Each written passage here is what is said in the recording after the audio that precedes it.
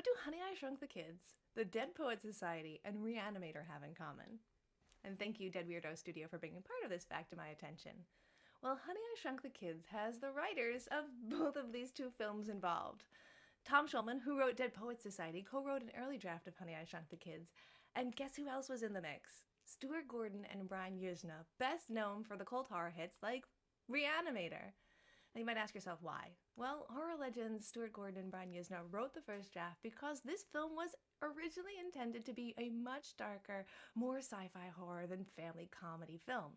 But Disney stepped in to provide funding and they had to clean it up, add some heart, and create the classic that we know and love today.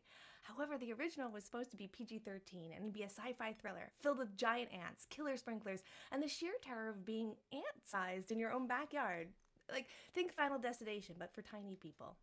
Of course, Disney steps in and says we love the concept but not the tone, so they brought in writers Ed Naha and director Joe Johnston to dial it back.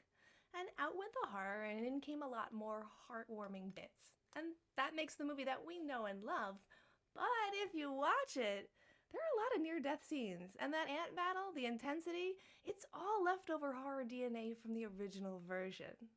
So the movie's writing team is kind of interesting on this one. It's a mix of poetic soul and straight up zombie chaos.